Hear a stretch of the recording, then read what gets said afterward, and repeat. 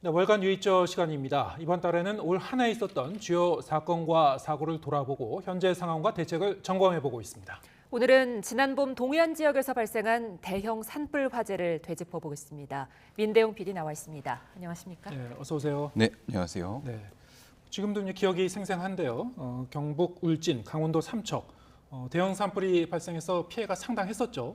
그 산불이 일어난 게 지난 봄이었죠? 네, 지난 3월 초입니다. 네. 네, 동해안 지역에서 하루 간격을 두고 동시다발적으로 산불이 나 크게 번졌는데요. 이 피해가 경북 울진과 강원 삼척, 강릉, 동해, 그리고 영월까지 5개 지역에 이를 정도로 컸습니다. 전체 피해 면적은 2676헥타르로 여의도 면적의 70배가 넘습니다. 특히 경북 울진에서 시작된 산불은 강원 삼척으로 이어지면서 213시간, 그러니까 열흘 가까이 불길이 잡히지 않았고요. 무려 16,301헥타르가 불에 탔는데요.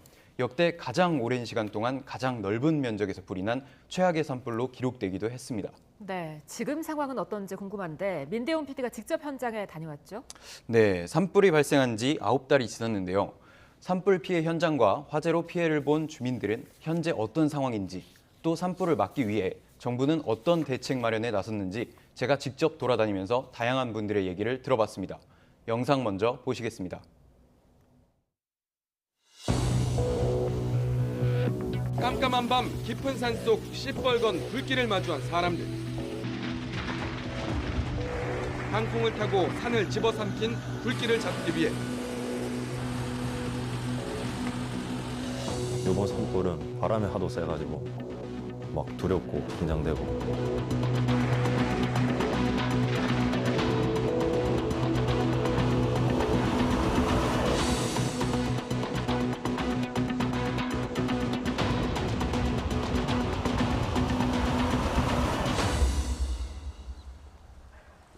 가장 오랜 시간 동안 가장 넓은 면적이 불에 타면서 역대 최악의 산불로 기록된 동해안 산불. 9달이 지난 지금 상황은 어떨까? 뉴스가 있는 저녁 제작진이 경북 울진의 피해 지역을 다시 찾았습니다.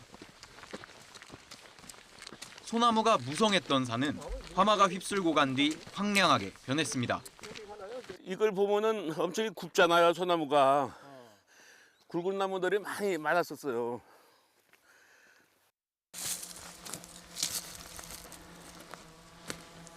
하늘에서 바라본 산의 모습은 더욱 처참합니다.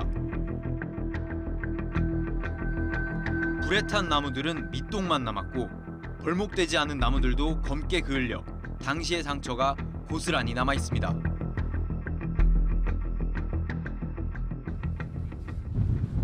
산과 나무들이 자라온 긴 세월에 비해 9달은 치유와 회복으로는 턱없이 부족한 시간이었습니다.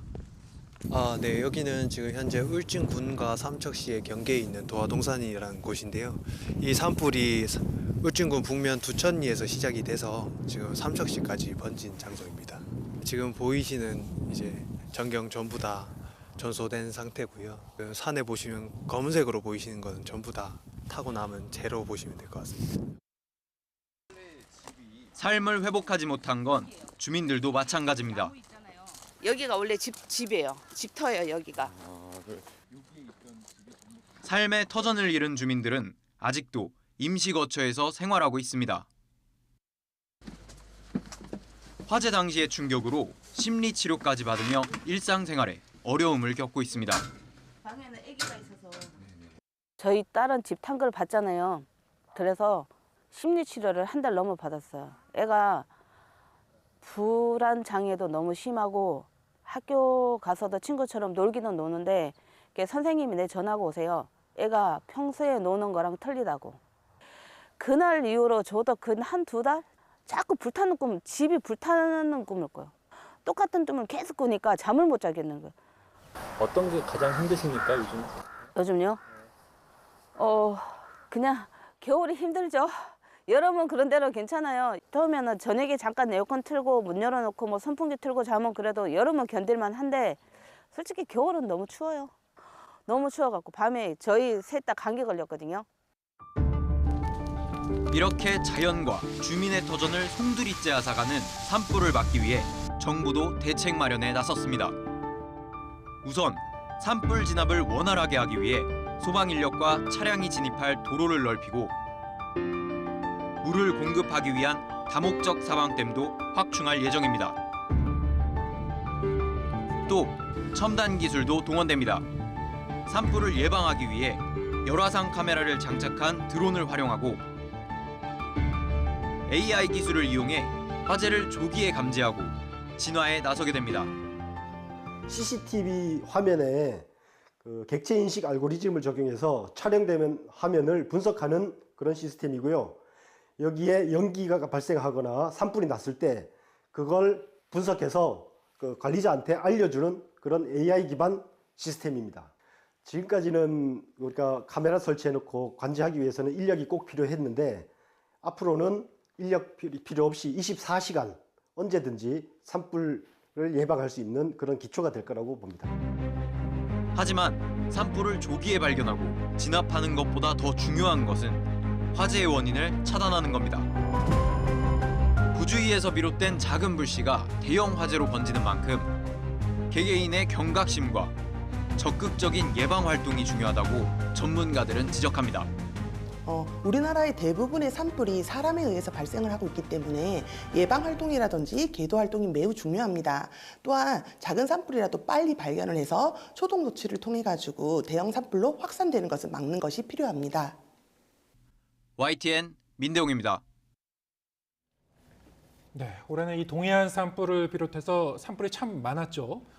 이 대형 산불이 발생한 횟수가 역대 최다라고요? 네, 올해 지난 13일까지 발생한 산불은 모두 719건입니다. 지난 10년 동안 발생한 산불이 평균 530건이니까 올해는 벌써 35% 정도 증가한 건데요. 이 산불 발생 빈도가 늘면서 대형 산불로 번진 사례도 크게 늘었습니다. 피해 면적이 100헥타르 이상일 경우 대형 산불로 구분하는데요. 100헥타르는 축구장 140개 정도 면적입니다. 이런 대형 산불이 올해는 11건이나 발생했습니다. 올해를 제외하면 최근 10년 동안 한 해에 대형 산불이 가장 많이 발생한 게 3건이거든요. 제가 산림청에 확인해 보니까 올해는 지난 1986년 공식 집계를 시작한 뒤 대형 산불이 가장 많이 발생한 해로 기록됐습니다. 네, 참 안타까운데 올해 이렇게 대형 산불이 많이 일어난 특별한 원인이 있는 겁니까? 네, 우선 산불이 발생하는 가장 큰 원인은 앞서 영상에서 전해드린 대로 사람들의 부주의입니다. 실제 산림청이 파악한 지난 5년 산불 원인을 보면요. 입산자 실화, 그러니까 등산객 등 산에 오른 사람에 의한 원인이 33% 정도로 집계됐습니다. 또 쓰레기 소각이나 담뱃불, 성묘객에 의한 산불이 발생한 경우도 32% 정도 되거든요. 다시 말해서 산불 3건 가운데 2건은 사람에 의해 발생하는 겁니다. 그런데 이렇게 시작된 산불이 쉽게 진화되지 않고 대형 산불로 이어지는 게 더 큰 문제인데요. 전문가들은 기후변화와 우리나라 산지식생 영향이 크다고 진단합니다. 지구온난화로 겨울 가뭄이 갈수록 심해져 불이 붙고 번지기 쉬운 환경이 됐고요. 또 불에 유독 약한 침엽수가 많다는 것도 대형 산불을 키우는 원인이라는 건데요. 직접 들어보시겠습니다. 우선 지구온난화로 인해 가지고 겨울 가뭄이 심해졌고요. 그렇게 건조한 날씨가 계속 지속되다 보니까 산림 내에 이제 낙엽들이 바싹 마르게 되었습니다. 그래서 산불이 발생하기도 쉽고 또 확산되기도 쉬운 환경이 조성이 되었습니다.